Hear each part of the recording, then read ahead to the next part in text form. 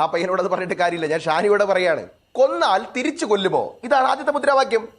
എന്റെ പൊന്ന് സഹോദരൻ, ഒരു കാര്യം മനസ്സിലാക്കുക. ആദ്യത്തെ കേരളത്തിന്റെ ചരിത്രത്തിലെ ആദ്യത്തെ രാഷ്ട്രീയ കൊലപാതകം എന്നറിയോ?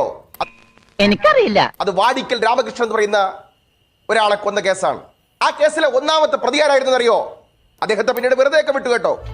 എല്ലാം വിധിയുടെ വിളയാട്ടം. ചരിത്രം നമുക്കറിയാം. പക്ഷെ ആദ്യത്തെ രാഷ്ട്രീയ കൊലപാതകം, ആദ്യത്തെ രാഷ്ട്രീയ കൊലപാതകത്തിലെ പ്രതിയുടെ പേര് നിങ്ങൾക്കറിയോ? വലിയ തേരിൽ കൊണ്ടു നടക്കുന്ന മഹാരാജാവില്ലേ, പിണറായി വിജയൻ എന്നാണ്.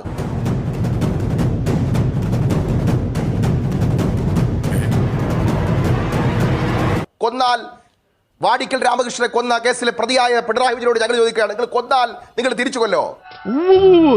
യദം വലം നോക്കാതെ ചെയ്തിരിക്കും. TP ആരെ കൊന്നിട്ടാണ് നിങ്ങൾ കൊന്നത്? അരിയിൽ ഷുക്കൂർ ആരെ കൊന്നിട്ടാണ് നിങ്ങൾ കൊന്നത്? ഞങ്ങളുടെ കൃപേഷും ശരത്ലാലും ആരെ കൊന്നിട്ടാണ് കൊന്നത്? ഞങ്ങളെ ദൈവമേ, മൂർഖനെയാണല്ലോ ചവിട്ടിയത്. ഞങ്ങളുടെ ഷുഹൈബ് ആരെ കൊന്നിട്ടാണ് നിങ്ങൾ കൊന്നത്?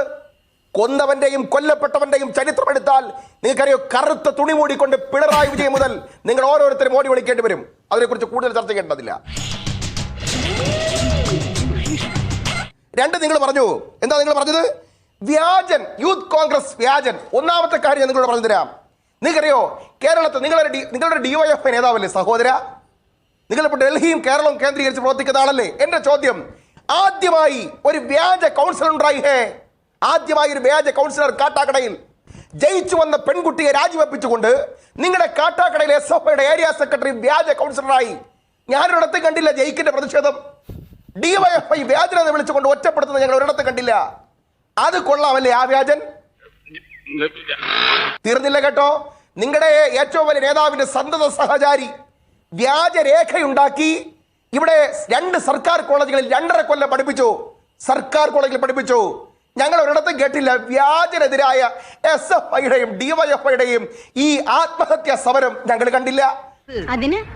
അതിനൊന്നും ഇല്ലേ? നിങ്ങളുടെ പാർട്ടിയുടെ ഓഫീസിലെ ഏരിയ കമ്മിറ്റി സെക്രട്ടറി ആയിരുന്നവൻ, നിങ്ങൾ ആലോചിക്കണം, വ്യാജ സർട്ടിഫിക്കറ്റ് ഉണ്ടാക്കി, കലിംഗ സർവകലാശാലയുടെ വ്യാജ സർട്ടിഫിക്കറ്റ് ഉണ്ടാക്കി BCom തോറ്റവൻ MComന് അഡ്മിഷൻ എടുത്തു. ഞങ്ങൾ എവിടെയെങ്കിലും DYFIക്കാരന്റെ വ്യാജ പ്രതിഷേധ സമരം കണ്ടില്ല. മനസ്സിലായില്ലേ? വ്യാജ സർട്ടിഫിക്കറ്റുകളും വ്യാജ കൗൺസിലർമാരും വ്യാജ കലിംഗ സർവകലാശാലയിലെ സർട്ടിഫിക്കറ്റ് അടിച്ചു പറത്തി. അതിന്റെ ദുരന്ത ബലമാണ് കേരളം മുഴുവൻ.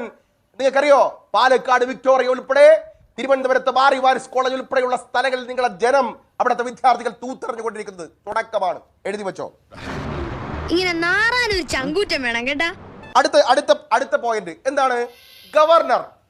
നിങ്ങളും ഗവർണറും തമ്മിലുള്ള ഒത്തുകളി അറിയാത്തവരാ ഞങ്ങള്.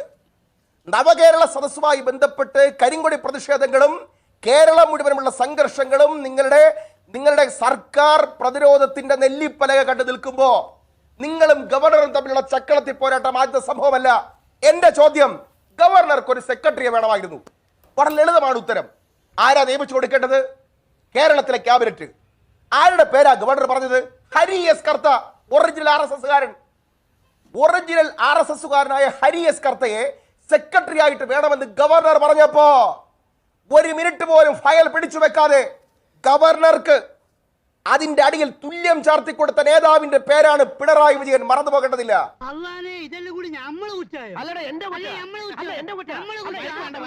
തീർന്നില്ല. SFIക്കാരാ ഒരു കാര്യമാലേക്ക് ബ്രണ്ണൻ കോളേജില്ലേ, നിങ്ങളുടെ നേതാവ് മറ്റേ കത്തിയുടെ പുറകിലൂടെ നടന്നുപോയ സ്ഥലം ബ്രണ്ണൻ കോളേജ്. ആ ബ്രണ്ണൻ കോളേജിലെ MA ചരിത്ര വിദ്യാർത്ഥികൾക്ക് RSSന്റെ ഗോൾവാൾക്കറിന്റെ ബഞ്ച് ഓഫ് തോട്ട്സ് പഠിക്കാൻ സിലബസിൽ ഉൾപ്പെടുത്തി കൊടുത്ത ഇടതുപക്ഷ അധ്യാപക സംഘടനകളുടെ ഒരു കോറമുണ്ട്. ആ കോറത്തിനെതിരായി നിങ്ങൾ ഒരിടത്ത് പ്രതിഷേധിച്ച് കണ്ടില്ല. തീർന്നില്ല. ഇപ്പൊ നിങ്ങൾക്ക് ഒരു കാര്യം അറിയോ? 20 സ്വാതന്ത്ര്യ സമര സേനാനികളെ കേരളത്തിൽ അതിനെക്കുറിച്ച് പഠിക്കാൻ ഗവേഷണം നടത്താൻ തീരുമാനിച്ചു സർവകലാശാല കണ്ണൂർ സർവകലാശാലയിൽ. അങ്ങനെ തീരുമാനമെടുത്തപ്പോ 20-ൽ 10 RSSകാരെ തിരികെ കൊടുത്തവർ ഇടതുപക്ഷത്തിന്റെ നിങ്ങളുടെ ബുദ്ധിജീവികളായ അധ്യാപക സംഘടനകളായിരുന്നു എന്നുള്ള കാര്യം നിങ്ങൾ ആരെയാണ് മറച്ചു വെക്കാൻ ആഗ്രഹിക്കുന്നത്? സുപ്രീം കോടതി പറഞ്ഞില്ലേ, ഗവർണർ ഒപ്പുവെച്ചോ, മന്ത്രി ബിന്ദുവും CPMന്റെ ഭരണകൂടവും ചേർന്നുകൊണ്ട് വ്യാജന്മാരായി പലതരത്തിലുള്ള അട്ടിമറികൾ നടത്തിയെന്നും ഗവർണറും മന്ത്രിയായി വിമർശിച്ചുകൊണ്ട് സുപ്രീം കോടതി ഇടപെട്ടില്ലേ? നിങ്ങളും നിങ്ങളുടെ ഗവർണറും എല്ലാവരും കൂടി ചേർന്നുകൊണ്ട് ചക്കളത്തി പോരാട്ടം നടത്തിക്കൊണ്ട് ഒത്തുതീർപ്പുകൾ പലവിധം ഉണ്ടാക്കിയില്ലേ? ദേ ഈ അവസാനം ഗവർണർ സെനറ്റിലേക്ക് ചില ആളുകളെ നിയമിച്ചു. ആരെ നിയമിക്കണമെന്ന് ഗവർണർക്ക് തീരുമാനിക്കാം. പക്ഷേ നിങ്ങളൊരു മന്ത്രിയെ ക്രിസ്മസുമായി ബന്ധപ്പെട്ട് എന്ന പേരിൽ അവിടേക്ക് പറഞ്ഞു വിട്ട് നിങ്ങൾ ലിസ്റ്റ് കൊടുത്തില്ലേ? നിങ്ങളുടെ ആളുകളെ സെനറ്റിലേക്ക് വെക്കാൻ വേണ്ടിയിട്ട് സെനറ്റിൽ നിന്ന് നിങ്ങളുടെ ലിസ്റ്റ് കൊടുത്തു, BJP ലിസ്റ്റ് കൊടുത്തു, ഞങ്ങൾ ലിസ്റ്റ് കൊടുത്തില്ല, കോൺഗ്രസ് ലിസ്റ്റ് കൊടുത്തില്ല. ഇവിടെ വളരെ പ്രധാനപ്പെട്ട ഒരു പോയിന്റ് ഞാൻ പറഞ്ഞില്ല. ഇവിടെ നേരത്തെ പറഞ്ഞു ചാവേർ സംഘം. എന്റെ ചോദ്യം, ഗവർണർ രാഷ്ട്രപതിക്കും ഗവർണർക്കുമുള്ള ഒരു പരിരക്ഷയുണ്ട് ഇന്ത്യയിൽ. അതാണ് അതാണ് പിന്നെ ഭരണഘടനയുടെ 124. ആ 124 ഒരു സംസ്ഥാനത്ത് ഗവർണറുടെ യാത്രാരേഖകൾ മുഴുവൻ രഹസ്യമായി വെക്കേണ്ടിയിരിക്കവേ ഗവർണറുടെ മുമ്പിലേക്ക് കരിങ്കൊടിയുമായിട്ട് ചാടിയാൽ അറസ്റ്റ് ചെയ്യപ്പെടുന്നവൻ അത് ഏത് ജീവൻ രക്ഷാ പ്രവർത്തന?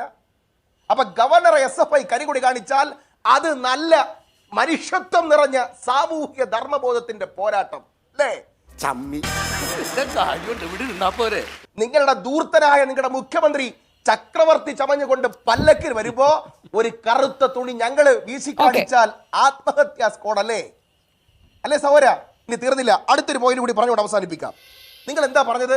നിങ്ങൾ പറഞ്ഞു ഡിവൈഎഫ്ഐയുമായി ബന്ധപ്പെട്ട് നിങ്ങൾ ചില കാര്യങ്ങൾ പറഞ്ഞു. ഞങ്ങൾ ഒരു കാര്യം നിങ്ങളടുത്ത് പറഞ്ഞുതരാം. ഒറ്റ കാര്യമുള്ളൂ, ഹെൽമറ്റ് കൊണ്ട് അടിച്ചില്ലേ പോലീസിനെ? എന്തൊരു വിനയമാണ് SFIക്കും DYFIക്കും. ഇപ്പൊ പോലീസൊക്കെ എത്ര വളരെ വിനയമാണ്. നിങ്ങളുടെ ശ്രീ ഗോവിന്ദൻ പറഞ്ഞൊരു വാചകം ഞാൻ നിങ്ങളോട് പറഞ്ഞു തരാം. പോലീസ് എന്ന് പറയുന്നത് ഭരണകൂടത്തിന്റെ ഭാഗമാണ്. അത് പിണറായി ഭരണകൂടത്തിന്റെ ഭാഗമല്ല, നരേന്ദ്രമോദി ഭരണകൂടത്തിന്റെ തുടർച്ചയാണ് എന്ന് പറഞ്ഞാൽ പിണറായിയുടെ പോലീസും പിണറായിയുടെ ഭരണകൂടവും എന്ന് പറഞ്ഞാൽ നരേന്ദ്രമോദിയുടെ ഭരണകൂടം തന്നെയാണ്. പറഞ്ഞയാളിന്റെ പേര് MV ഗോവിന്ദൻ. നിങ്ങൾക്ക് ചിലപ്പോൾ സൈദ്ധാന്തികമായിട്ടൊക്കെ വളച്ചൊടിക്കാൻ കഴിയുമായിരിക്കും. പച്ചയ്ക്ക് പറഞ്ഞാൽ നരേന്ദ്രമോദി തന്നെയാണ് കേരളം ഭരിക്കുന്നത് എന്നാണ് MV ഗോവിന്ദൻ ഇവിടെ കേരളത്തിൽ സംബന്ധിച്ചു പോയത്. ഞാൻ പറഞ്ഞല്ലോ ഒരു അബദ്ധങ്ങളുടെ ഒരു ഘോഷയാത്ര തന്നെയാണല്ലോ നിന്റെ ജീവിതം. പക്ഷെ അളമുട്ടിയത് എവിടെ വെച്ചാണെന്നറിയോ?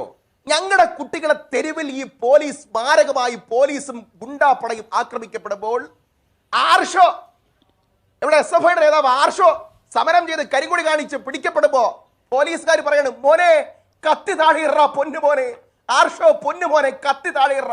നാണമില്ലേ പോലീസെ കാക്കി ധരിച്ചവന്മാരെ?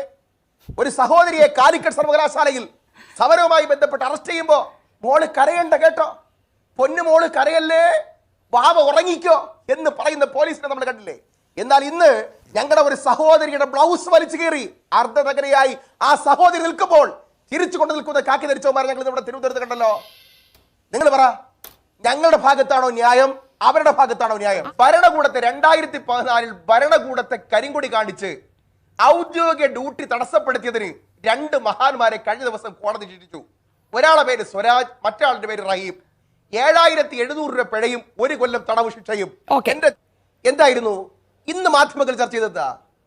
പിണറായി എന്ന മഹാരാജാവിന്റെ തമ്പുരാൻ ചമഞ്ഞുകൊണ്ടുള്ള യാത്രയാണോ എന്ന് കേരളം ചർച്ച ചെയ്തത്? യൂത്ത് കോൺഗ്രസിന്റെ പ്രതിരോധവും പ്രതിപക്ഷ നേതാവിന്റെ വൻമതിൽ പോലെ പോലീസുകാരന്റെ മുമ്പിൽ നിന്നുള്ള സമരപ്രഖ്യാപനവുമാണോ ഇന്ന് കേരളം ചർച്ച ചെയ്തത്? ഉത്തരം അതിനകത്തുണ്ട്. നിങ്ങളുടെ രാഷ്ട്രീയ അജണ്ടയെ പൊളിച്ചുകൊണ്ട് തന്നെ മുന്നോട്ട് പോകും.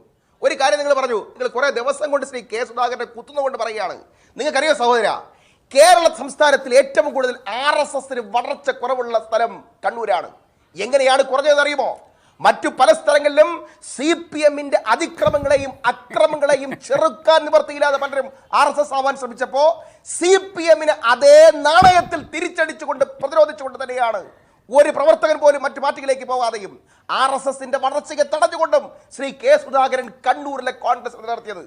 കണ്ണൂരിൽ കോൺഗ്രസ് എന്താണെന്നും കണ്ണൂരിൽ ശ്രീ കെ സുധാകരന്റെ പ്രതിരോധം എന്താണെന്നും നിങ്ങളുടെ പിണറായി വിജയൻ അറിയാം.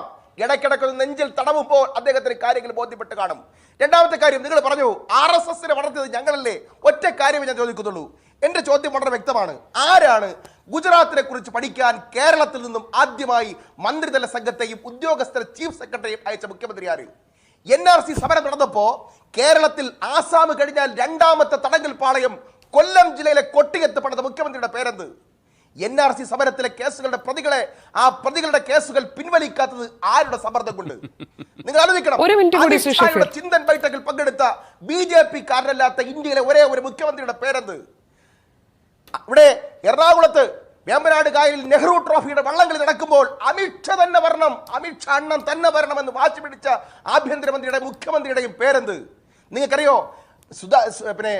പിന്നെ സുരേന്ദ്രന്റെ കുഴൽപ്പണ കേസും RSS നേതാക്കന്മാരും സുരേന്ദ്രന്റെ മകനും ഉൾപ്പെടെയുള്ളവർക്ക് ഇൻവോൾവ്മെന്റ് ഉണ്ടെന്ന് പറഞ്ഞ കുഴൽപ്പണ കേസ് ഉൾപ്പെടെയുള്ള കേസുകൾ, കരിവണ്ണൂർ കേസ് ഉൾപ്പെടെയുള്ള കേസുകളുമായി സമരസപ്പെടുത്ത് BJP RSSലെ തൃശ്ശൂരിലെ നേതാക്കന്മാരെ എല്ലാ കൊടകര കേസിൽ നിന്നും സംരക്ഷിച്ചു നിർത്തി. അവരെ സാക്ഷി പോലും അല്ലാതെ സംരക്ഷിച്ച ആഭ്യന്തരമന്ത്രിയുടെ പേരെന്തെന്നറിയോ? പിണറായി വിജയൻ എന്നാണ്. സ്വാമിയെ നിന്നേ, അങ്ങനെ അങ്ങ് പോയാലോ? ഇനി പോവല്ലോ.